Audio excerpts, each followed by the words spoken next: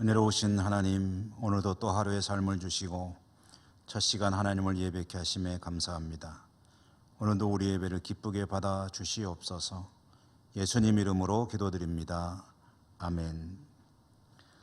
찬송가 180장입니다.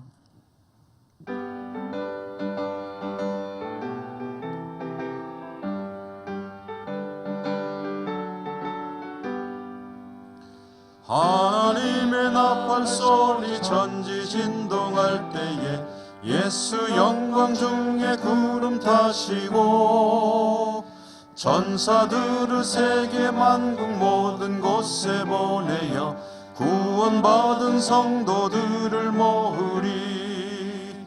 나팔 불 때 나의 이름, 나팔 불 때 나의 이름, 나팔 불 때 나의 이름, 부를 때에 잔치 참여하겠네.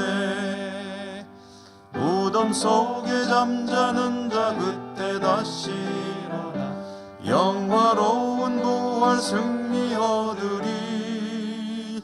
주가 택한 모든 성도 구름 타고 올라가 공중에서 주의 얼굴 배우리. 나팔 불 때 나의 이름, 나팔 불 때 나의 이름, 나팔 불 때 나의 이름, 부를 때에 잔치 참여하겠네.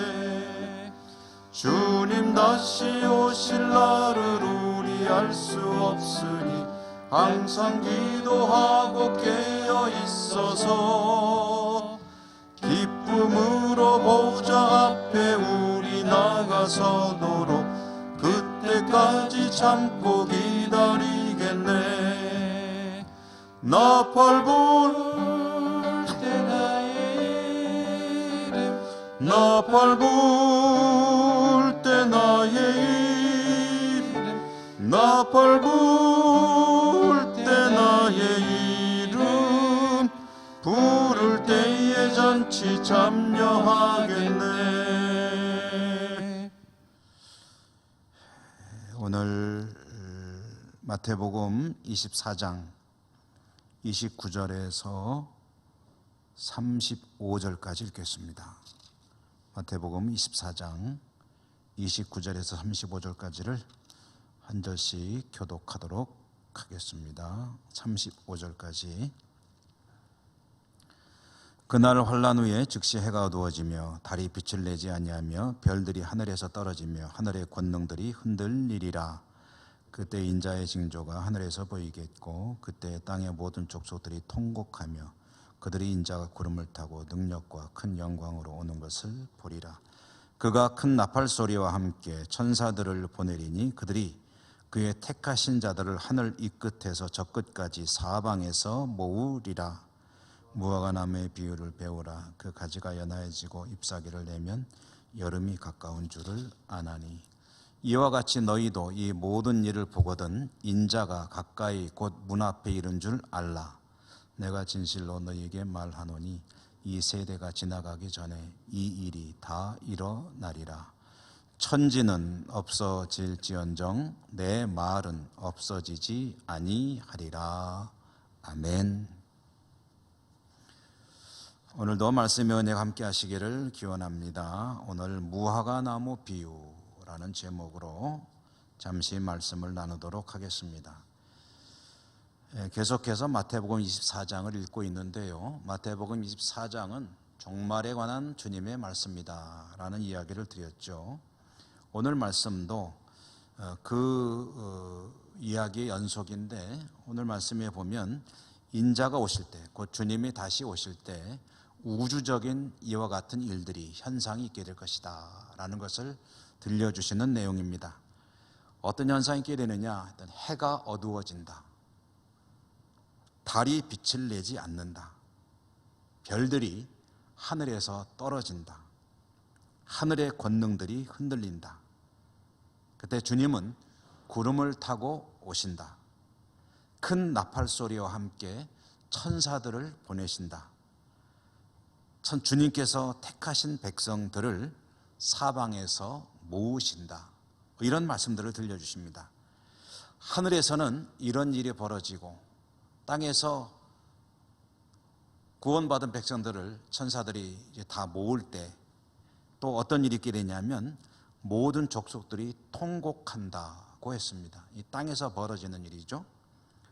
인자가 오실 때 비로소 깨달은 그런 이 땅에 있는 이들이 통곡을 하게 될 것이지만 그때는 이미 때가 늦은 것이죠. 문제는 이와 같은 일들이 벌어질 때 우리에게 가장 문제가 되는 것은 뭐냐 하면 이 땅을 사는 사람들에게 가장 두려운 일은 뭐냐면 이 주님이 오시는 그 때를 모른다는 사실입니다. 주님의 재림은 갑자기 이루어지는 일이다.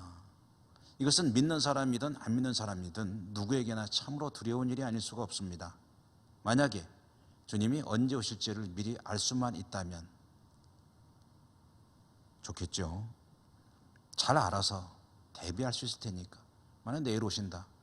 오늘까지는 조금 주님을 안 믿고 살았던 것은 물론이고 혹시 신앙생활 해도 조금 내가 많이 미흡한 것이 있다면 오늘 하루라도 정말 주님 앞에 제대로 믿음을 가지고 산다면 대비하는 것이 되지 않겠습니까? 그런데 문제가 뭐냐면 성경은 한결같이 쭉 말씀하십니다. 그때는 아무도 알지 못한다. 주님도 모른다는 겁니다. 그런데 주님께서 그럼에도 불구하고 주시는 은혜가 있습니다. 그것은 인자가 오시는 것에 가까울 징조를 알라라는 그런 말씀입니다.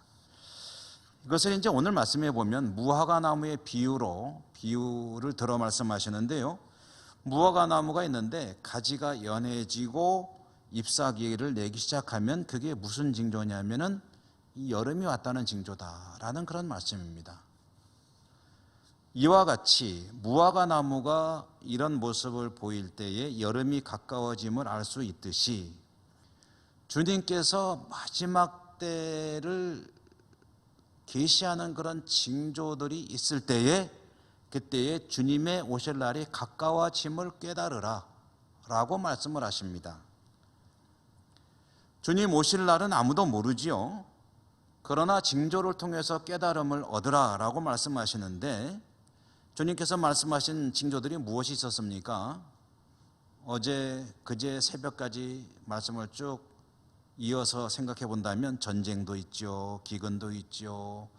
그리고 여러 가지 재해들, 그리고 또 천재지변, 또 참혹한 시련과 환난의 때, 하늘의 신비로운 우주적인 현상들, 이런 모든 일들이 있을 때 깨달아야 된다는 것입니다.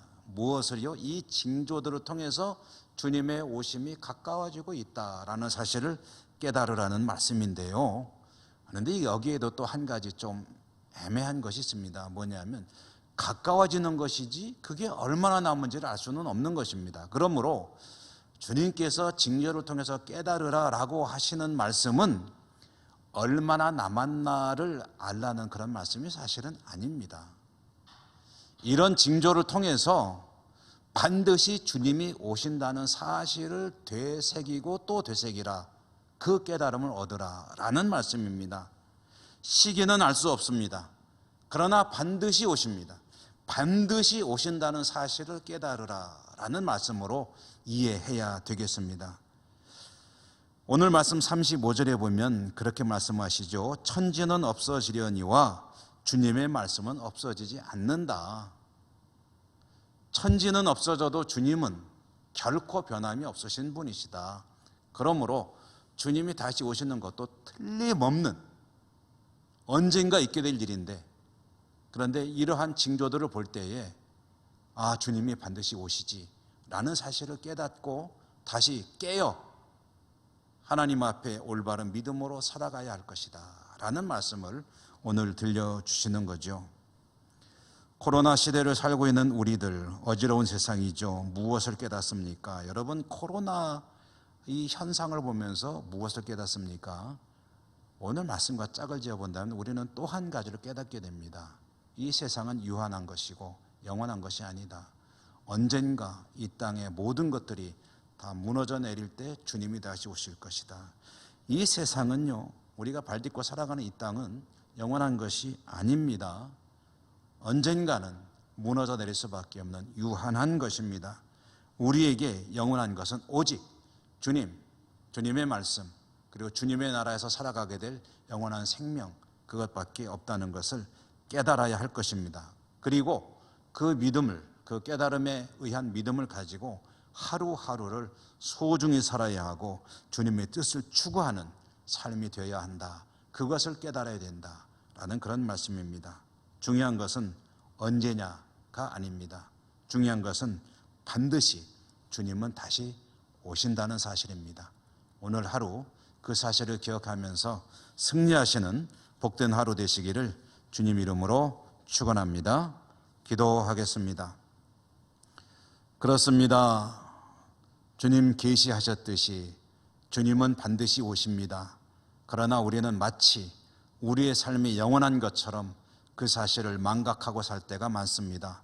연약한 저희들 불쌍히 여겨주시고 하루하루 한순간 한순간 살아갈 때 다시 오실 주님을 맞이할 준비를 하는 복된 성도로 살아갈 수 있도록 인도하시고 축복해 주시고 오늘 하루도 그런 하루가 될 수 있도록 하나님 은혜 더하여 주시옵소서.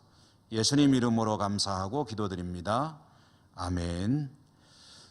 하늘에 계신 우리 아버지 이름을 거룩하게 하시며 아버지의 나라가 오게 하시며 아버지의 뜻이 하늘에서와 같이 땅에서도 이루어지게 하소서.